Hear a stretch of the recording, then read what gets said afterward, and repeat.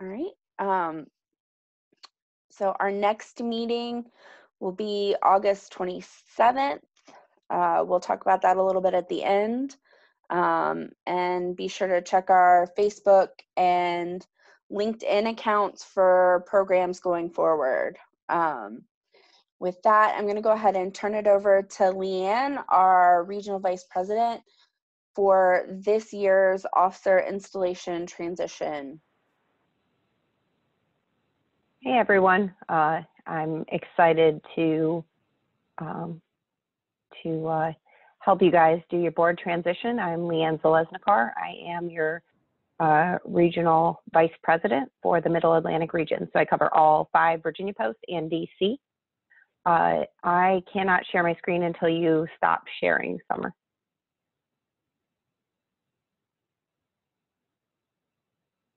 All right, awesome.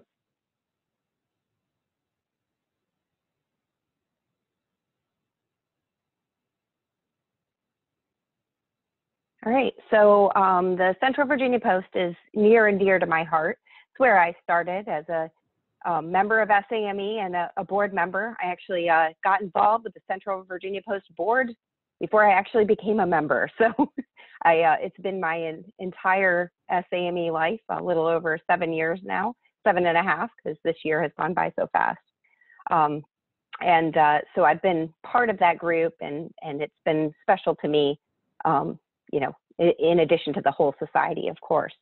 But the incoming board of direction is George Niefler, who will be taking on the president role, Mike Good, who will be taking the vice president role, Joe Wallace, who will continue as our secretary, Tina DeBella, who will be taking the treasurer role, Bo Temple, who continues as our director of fellows, myself continuing as the director of membership, Matthew Webb continuing as director of young members, Jesse Atkinson, director of STEM outreach, Rob Flowers continuing as the programs chair, Kyle Alford continuing as the National Centennial Liaison, and then Summer Gladden, who will be moving from our post president to our past president role, in addition to continuing as the chair of publicity. So to go through the process, I'm going to start with everybody except George and Summer. So normally we'd all get up and stand in a nice row and raise our hands, but we're going to do that virtually today. So if everybody else in the board of direction except the incoming and outgoing president will raise your hand for me. All right, so if you'll take yourself off mute, I'd appreciate it. Do you pledge yourselves to support the Society's strategic plan and carry out faithfully the duties of the offices to which you have been elected or appointed? I do. And you say, I do. I do. I do. I do. Thank you.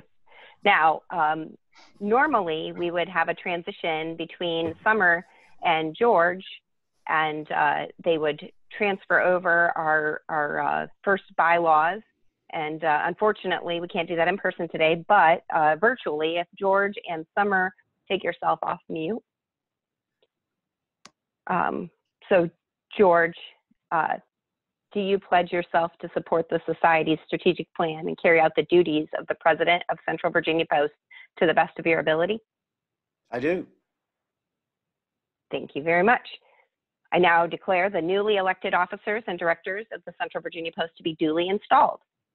And I have one more little thing I want to do, and that's my RVP awards. So normally we would do this in person and I could shake hands and take pictures, but we're, again, stuck with what we have. So my first award is going to go to Summer. Summer's done amazing things for the Central Virginia Post. Unfortunately, or, obviously, she has already been awarded an RVP coin and an RVP medal. So this is another honorarium for her that she deserves, all of the awards in the world for the great work she's done. So just a virtual, thank you for your continued amazing work, Summer. And my next one is for George. George, I am going to award you with a handshake, an RVP coin, when we're allowed to shake hands again, and when you, leave the mountains. And and I want to thank you. For those who don't know, George actually stepped up and volunteered to take on the role of vice president last year at JETC. We originally had tapped Mike Good and voluntold him he would be our president, our vice president coming in. And when we were at JETC, we were talking about, having voluntold him that he was taking that role, and George actually volunteered. So we decided we'll give Mike one more year, and so now Mike is happy to take that role. But we're so thankful for George for stepping in, and we're looking forward to a great year of leadership. So thank you very much. And as Director of Membership, I also handle sponsorship. So I wanted to thank our title sponsors, Cabrera Services and LeadCore Services, for their sponsorship of the Post, and also our silver sponsors, Niefler Associates and Cardno. So thank you for sponsoring our Post and allowing us to continue to do great work throughout the year. And with that, I'm going to turn it back over to Summer for her outgoing words, and then we'll let George have his incoming words, and then I will do an introduction of Monica. All right. I will say that the last year, thank you to the board. Most of the new board was on the board last year, so thank you guys for all the support that you've given me over the last year, and thank you for helping make this Post what it is. Leanne, thank you for everything that you do for the Post. There aren't enough awards to give Leanne either. George, you've been a great vice president. We're excited to see what you're going to be doing for the Post over the next year. And I will turn it over to you.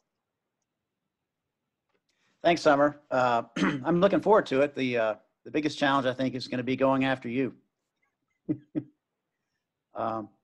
But it's a great group of people, more than any other organization. I really feel like this is one of the only Zoom meetings where I feel like I'm just with friends and I look forward to it. Most other Zoom meetings I don't look forward to. So that should make it a lot easier and not feel like work. Especially appreciate having you guys still around. All right, thanks, George. I'm so excited for the year to come. And even with the challenges, for us to be able to get together, I think is excellent. So now I'll introduce our speaker for today, Monica Manthey. She's the Federal Account Manager, Middle Atlantic from Steelcase. She has a BA in Public Relations from Washington State University and over 20 years of experience in the commercial furniture industry. She's been an SAME member since 2004, the former membership chair, 4-year director, Veteran Transition Committee, and Golf Committee chair. Seattle Post sponsored attendee for the Emerging Leaders Conference, and 2018 Regional Vice President Award for Outstanding Service to the Seattle Post, 2019 recognition for outstanding contributions and enthusiasm to the Seattle Post. We are so excited to have her now in the Middle Atlantic region. I can't wait to give her a new RVP medal from a new RVP for the work that she's going to do for the Middle Atlantic region. That's a little bit of excitement for me, and having actually been, when we could physically meet, actually meeting her and seeing that joy of SAME, I am so excited. So with that, take it away. Thanks, Leanne.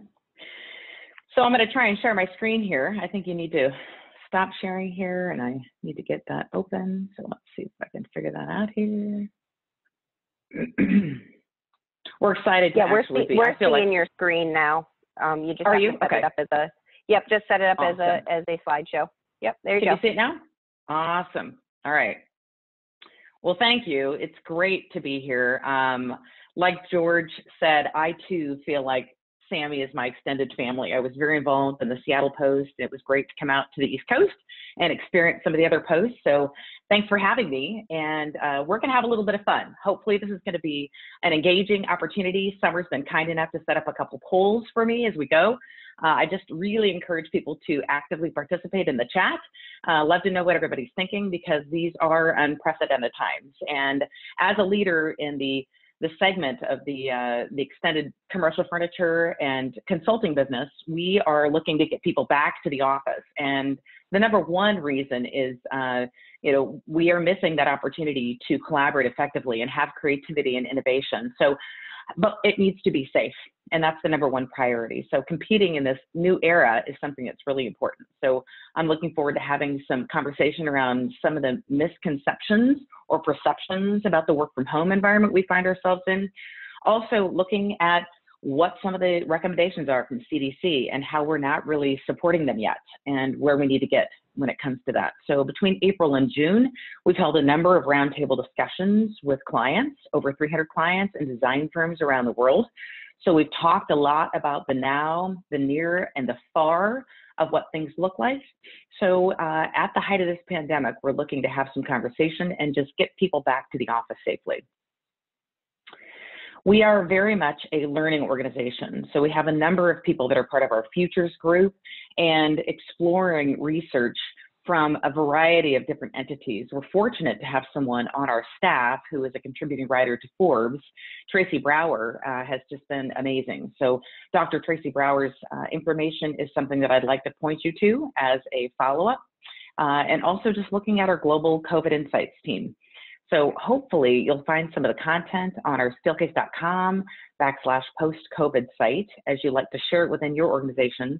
And I'm happy to share this presentation or parts of it with your group as you look to navigate this new normal and also getting people back to the office. So by all means, tap me at the end and we're happy to make that available for you. I wanted to give you a glimpse at some of the different workflow models within Steelcase. So we're not doing this in a vacuum. There are a number of different entities that we've tapped to get these insights to you.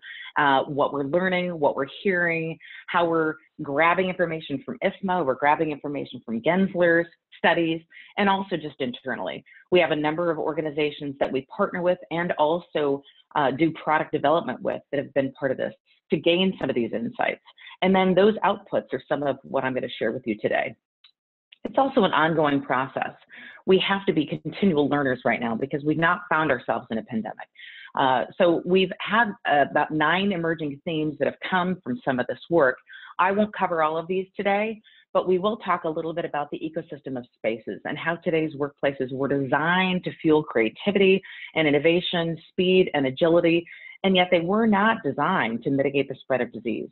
So when you actually think about that, and what we're learning is that in order to actually make it future-proof and make it safe, we need to actually make some changes within the environment. So organizations are looking to support these workers in new ways, making it very flexible, and we'll learn a little bit more about how that's happening as we go along today. One of the things we're real excited to share is that we've made a partnership with MIT and this incredible doctor that actually studies how pathogens spread in a typical office layout, and also developing design strategies that will actually come alongside and mitigate the spread of COVID and other illnesses at work. And recognizing the importance of that to have people feel safe when they get back to the office. So this is some new work that we're doing. I've posted this actually on LinkedIn, but you can find it at our 360 and our steelcase.com site as well. But what we're also knowing that right now, about 77% of individual workspaces are not compliant with what CDC is recommending. So 51% of those workspaces have no space division, elements of front or back. And what we're saying really is 98% of the seats or the office may be at risk. We'd like to help you get back and encourage people to get back. So also recognizing that maybe HVAC systems and the arrangement of objects in the physical space do have an impact of how this may actually spread. So learning more, and we will continue to share those learnings as we go. I think it goes without saying that our leaders, we are at a pivotal point. All the different CEOs and organizations that we've talked to are saying we need to help people get back to work and coming back to the office and making the right choices to do so. And it's never been this kind of pressure in our recent future. or past. So we're really looking at how we can actually get people back to work. There's been a lot of media hype about how great it is to work from home.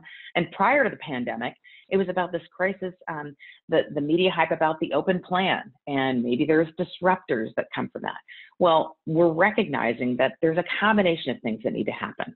So we're not going to see work from home go away. We're going to see it stay, but maybe in a different context, and it may not be for everybody. We've also found that only about 10 to 12% of the folks really want to stay at work at home the entire time. So that means there's a large percentage of people from this Gensler 2020 work from home study that really need to get back and get into the office. So why are so many of these business leaders positioning work from home as a progressive new strategy?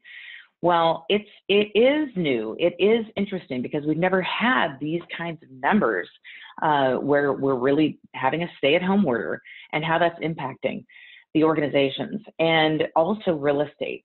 But it's not necessarily getting us where we need to go because the creativity and the innovation and the ability to collaborate with one another isn't happening. So again, more information around needing to get people back from home. So with that, I want to actually participate in a thought experiment. And either Summer or Leanne, this is where you can chime in, come off mute. And let's just see if you can participate in a little chat. So how significant do you expect the changes in the work experience to be? And I'd like to just encourage you to take a look at the words below and maybe select 2 or 3 of those words from the list about which best describes your expectation. And we'll give you a couple seconds to do that. So anybody popping in or chiming in? I would say serious and remarkable. Okay. Needless to say, there's no wrong answers. Serious and remarkable.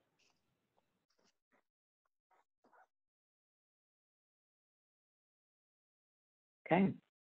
How about significant? Insignificant. Are there any folks selecting things to that extent? Not seeing anything in the chat box yet, but I would say significant and widespread. Yeah. Okay. Well, no one can argue with that. This is the most significant reinvention of work in our experience. And a couple of the different articles that Dr. Brower has actually published are talking about the work-to-life balance and also leaders and recognizing the importance of having them come back to the office.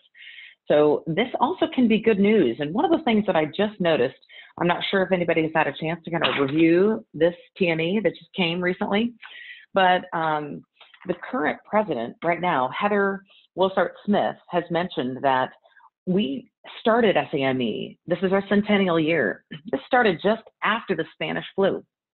And what was interesting is that we lost a number of sailors and a number of the different Marines and things like that, even more to the flu than in battle. And yet we still were resilient and we came out of this and we did reinvent ourselves. We've actually come back stronger.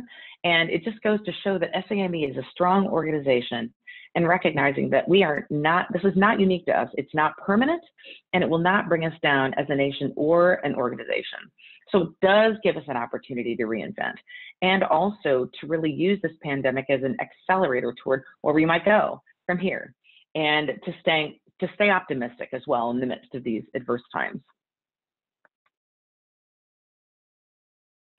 This is one of the articles that I would like to encourage you to take a look at because it really does talk about the psychology and the importance of the ecosystem when you start talking about the physical, the cognitive, and the emotional elements that really relate back to humanity and innovation. Recognizing that we need to have that purpose and that positive energy that comes from those shared spaces that we experience. The overall health and well-being of our employees and our base, it's really important for us to be engaged with one another, and talent retention and attraction along with the engagement. So becoming more empathetic for one another and towards one another and knowing that this has had a huge impact on our culture.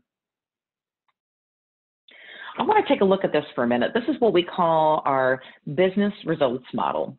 And when you start looking at the different experience drivers as well as enablers, these things all need to work together. When we look at process, we think about policies and knowledge of an organization. Culture is really people plus behavior over time equals the culture of an organization. We look at the tools that are needed, the digital, the analog, and all different ways to connect with one another, like we're doing today with video conferencing and webinars.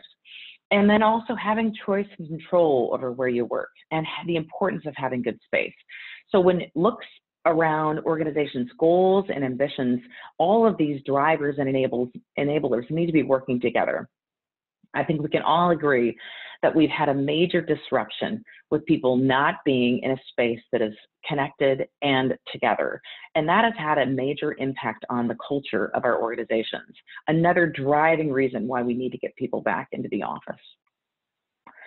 So following the recent virtual JETSI, which was well attended, I think there were over 2,100 people, there were some things that were given as a leave behind. And one of them was an IFMA presentation that I watched. And it was quite interesting.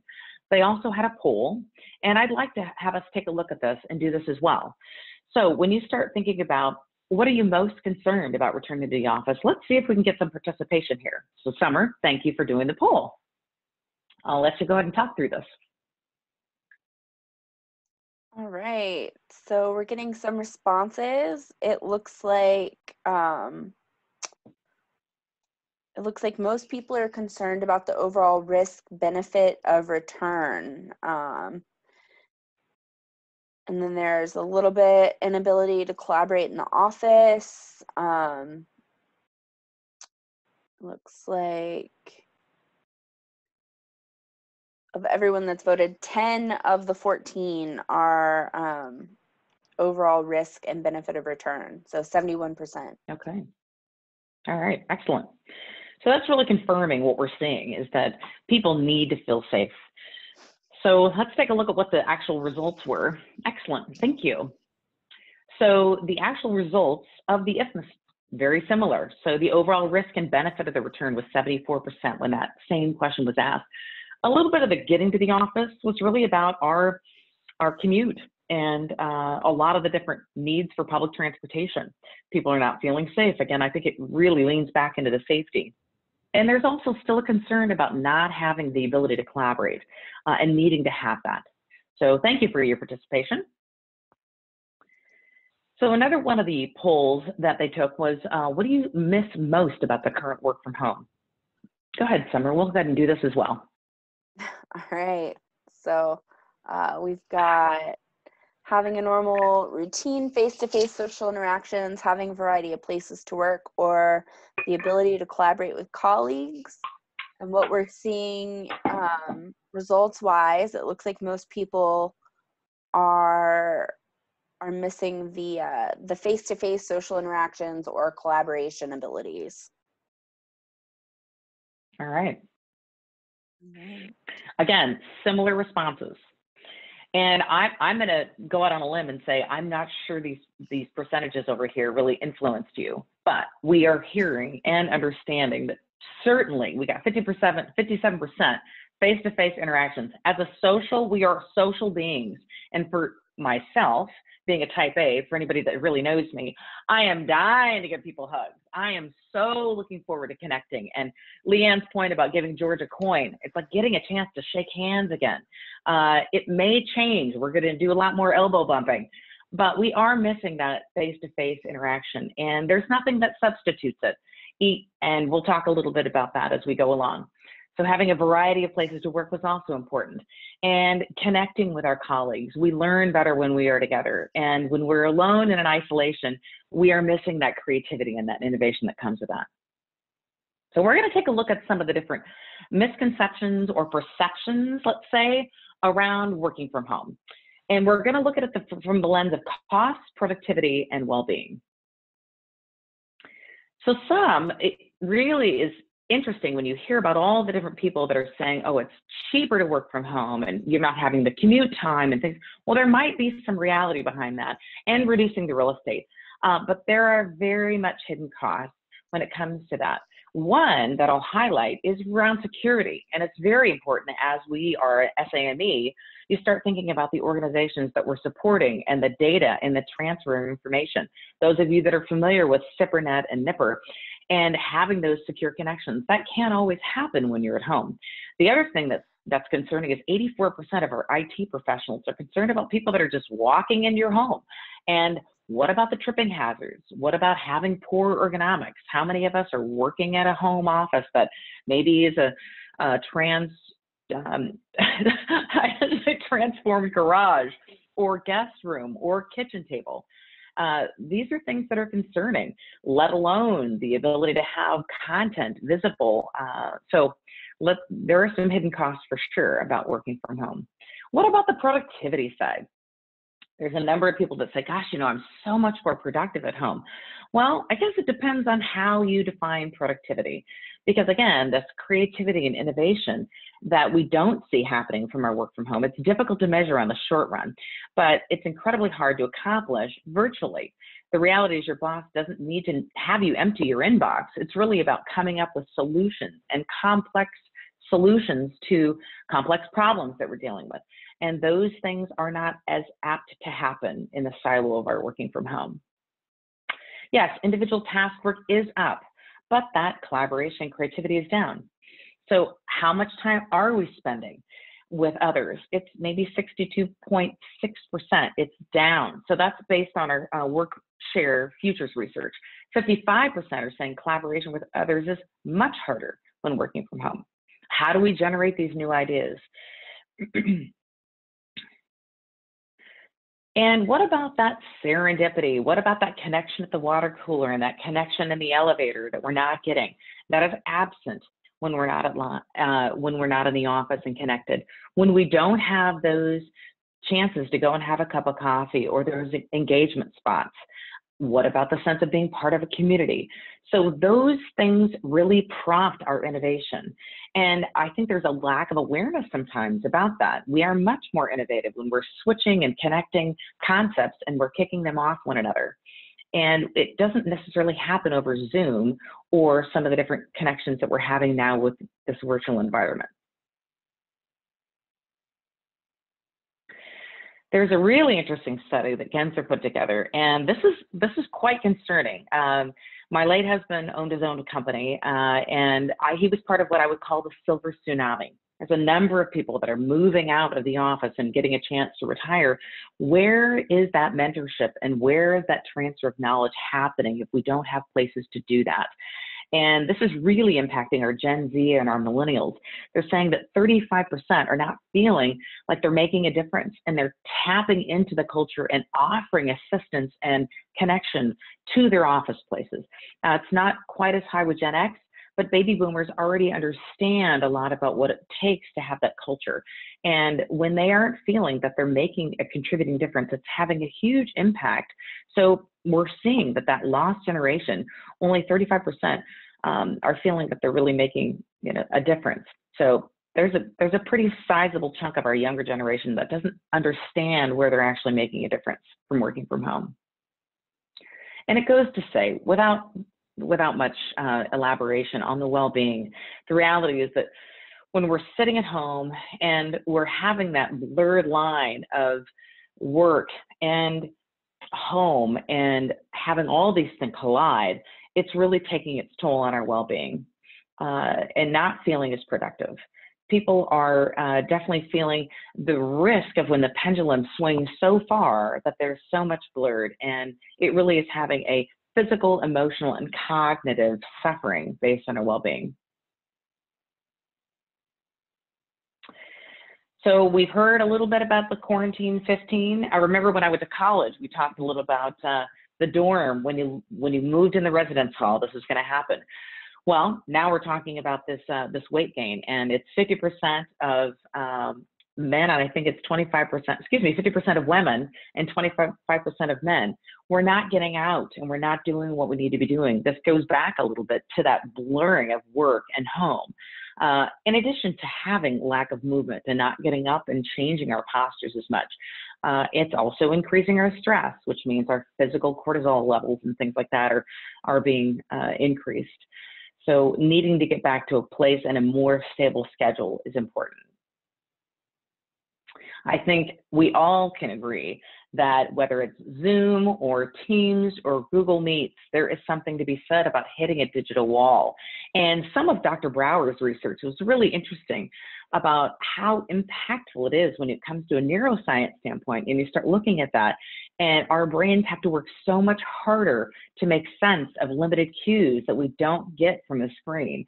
We can't understand where people are feeling the pressures, or is the content resonating with them? We're not necessarily seeing that as much. And it actually requires you taking more attention to stay engaged when you're on screen. And that actually can have a long-term effect. So what about engagement? Well, this report that was done on this, our Workplace Futures team, they're talking about 21% are talking about that comparison to 34 about being highly engaged.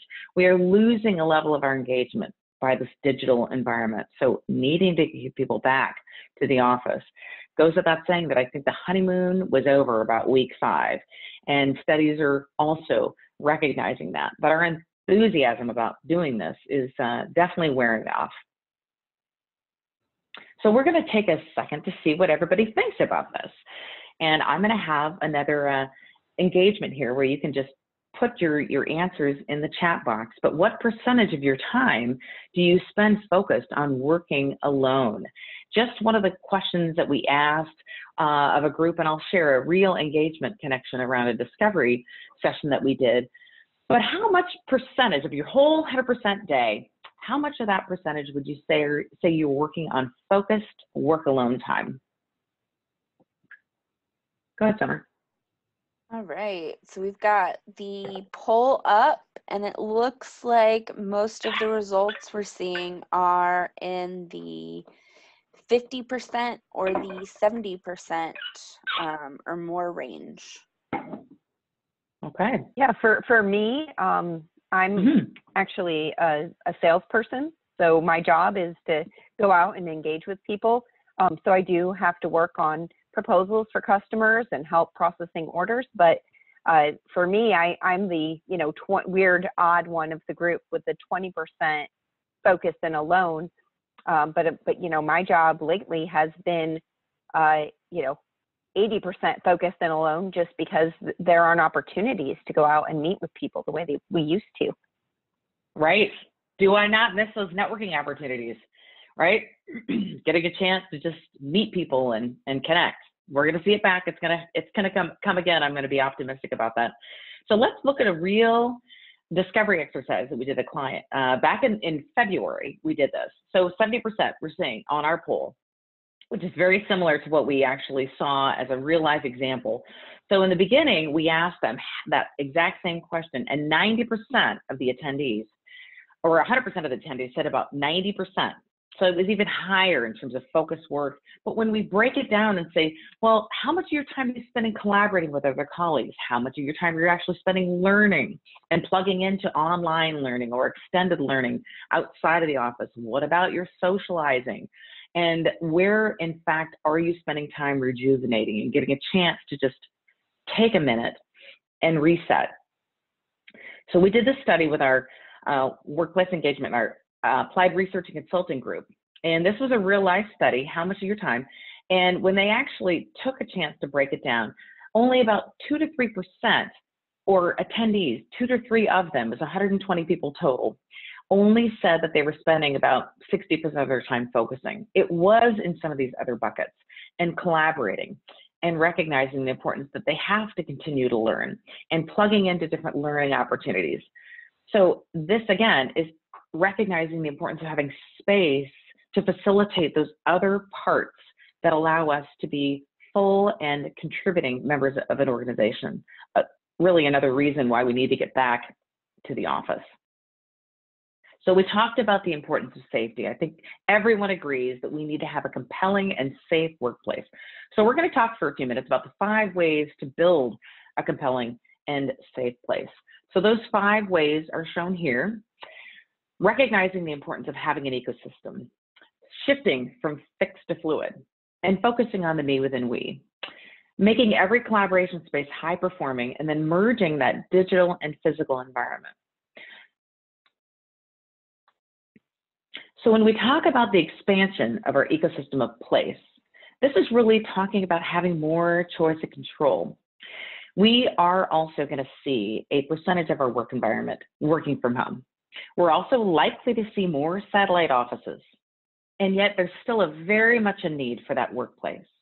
I was recently reading something last week that was talking about taking things out of central cores and moving more into satellite offices. So it'll be interesting to see how that actually works. But it still goes to say that we need to have a broad range of spaces for people to work.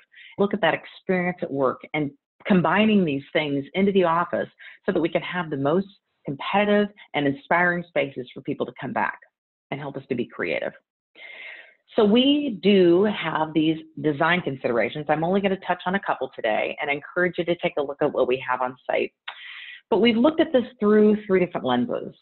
When we start talking about density, we may have environments that are very dense, and that's really not going to allow us to be as compliant with these regulations that CDC is requiring. So where do we add screens?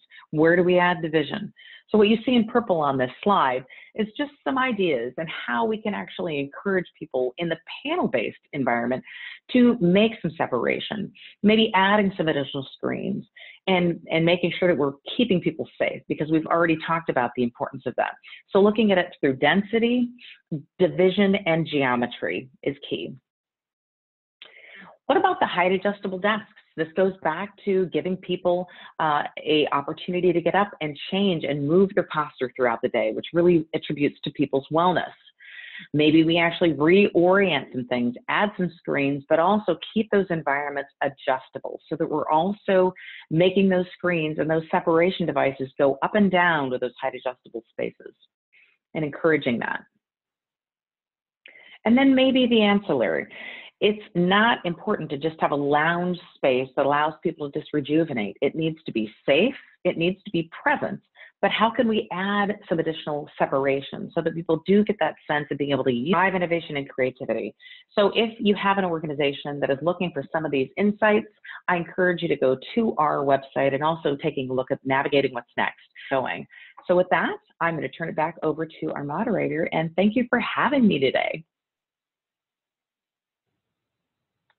Oh, thanks so much for your presentation. It's definitely, you know, interesting information. I think we're all looking at you know, what the future is going to hold.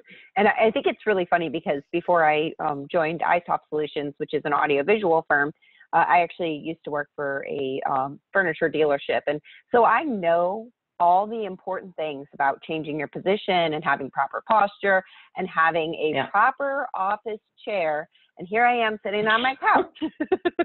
So I know better, and I tell people all the time, you know, invest in 2 things. If you're working from home, 1, invest in a proper office chair.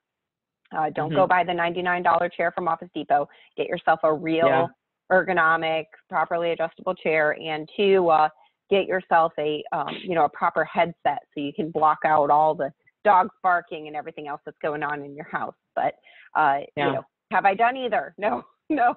I give good advice. I don't always follow it, but I do want to say thank you so much from the post. Absolutely.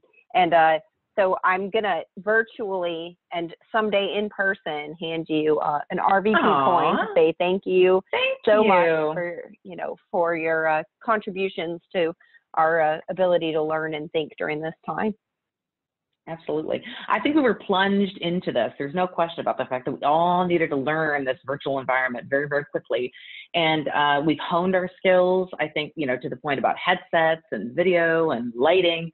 It is one of those things that we all have just learned to get better at. And I think it will definitely, you know, challenge us a little bit, but we are continuing to learn and want to share that information with SAME. As a sustaining member, Steelcase has been fortunate to contribute in a variety of ways, so we'd love to continue to do that.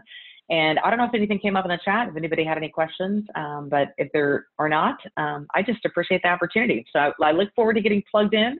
I haven't been on the post for a while, so I'm almost a year being on the East Coast. I'm sure I'm probably going to be tapped into participating. So anyway.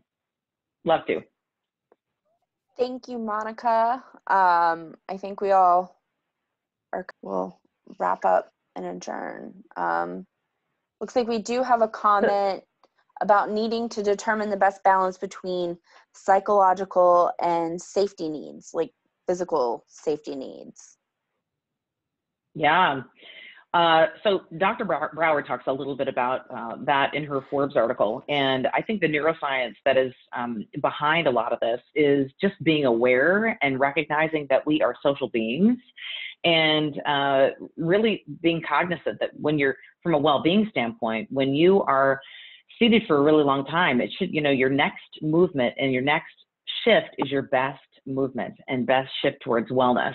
So also balancing that with respite and with getting away from your screens and taking a chance to get outside. Biophilia is really important. We're seeing a lot of people bringing the outside in, and just recognizing your environment at home and maybe bringing in a plant. And the neuroscience around what it means to look at something that is green versus a screen really has an impact on our blood pressure. It has an impact on our ability to think clearly. And some of the neuroscience is quite amazing. There's more on 360. We do a lot of research and some of the different things in our design resources.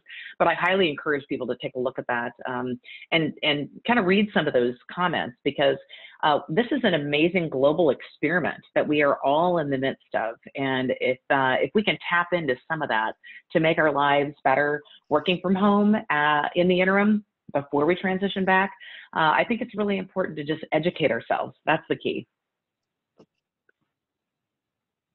So we had a comment from Matt Webb asking, what do you recommend, or are there recommendations regarding, food and snacks in the office, your water station, your coffee machine? We, in my office, back when we were there regularly, we had brought in potluck stuff all the time. There was always some kind of food sitting out. So what are the recommendations now to continue that without it, with it being safe? Yeah, I would say, it's going to be organizational based. Everybody's going to feel a need to have things that are in their own containers. I know for us, our Work Life Center, we've had anything that was open. We're not doing lunches for clients anymore. I know we do a lot of lunch and learns, right? We're encouraging people to get new content. What we're doing is we're keeping things really packaged and making sure that when we do go in, whether, from a safety standpoint, people have individual packaged items. They're not just a buffet. We're not looking at any of that anymore. But when it comes to being at home too, I think there's a couple of things that you can contribute. Always keep your water at your desk so that you can keep some hydration going, but keep them in closed containers with lids. Keeping it, well, when you're at home, it's not as big of a deal. When you're at home, it's not as big of a deal. But when you go back to the office, have your water bottle that actually has a lid on it, because there's more things that we're learning about these airborne pathogens. The other part is keeping food at a distance. So you have to get up and you have to go and get it. And that goes back to, we've seen a significant weight gain with a number of people because they're not moving enough. They're not getting away from your desk enough. So not making it as easily and accessible for you, but getting out and up and down the stairs and up the stairs, I think is really key for just getting through this time from a wellness standpoint, and then from a safety standpoint, having things that are going to be a little bit more packaged when we do get back to the office. I think we're going to see a lot more of that.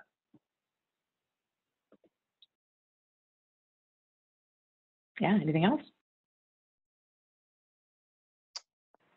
I'm not seeing any other questions in the Q&A or in the chat. How about you, Leanne?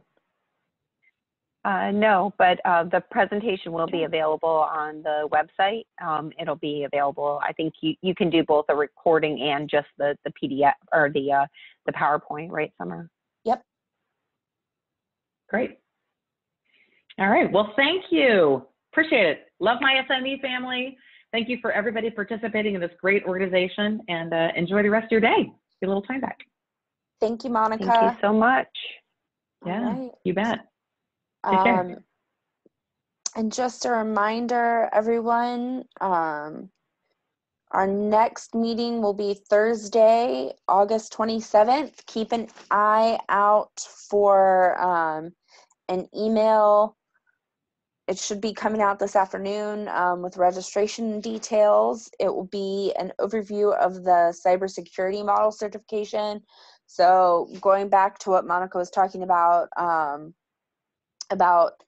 making sure that our cybersecurity and our IT requirements are being met, especially as government contractors. So thank you for taking the time to join us this morning. If you need a PDH, I'll leave the chat, or I'll leave the Zoom open for a couple more minutes so you can type it into the chat box, or you can send us an email and Rob will distribute those in the next couple of days, couple of weeks. So thank you for your time, and everybody have a great week. Thanks for joining us on a Monday morning. Looking forward to seeing you all on the 27th, because that's my birthday. So we can have just like a little virtual birthday party for 30. So I'm sitting there with like half a glass of wine at 4:30 by myself. Like, okay, well. Remember that wellness slide that I had? That's yeah, contributing. Zero calorie alcohol, I think, is definitely a contributor to our COVID-15. All right. I think I got everybody who requested the PDH. So I made that note. Awesome. So I'll send that updated spreadsheet out, and I'll send it to you too, Monica, so you have the list of everybody who was signed up to attend. I couldn't directly correlate with every person because there's a couple phone numbers and a couple partial names, but I'll send you everybody who registered, so you'll have that. Okay, awesome. And any feedback, anybody, you know, send me a note, send me an email, anything that I can do differently, better, all of those things. I'm always looking to improve. So we're, you know, I'm one of those life learners. So it'd be great. All right. Thank you, everybody. Have a great day. Thanks, you guys. Thanks. You too. Thank you. Take care.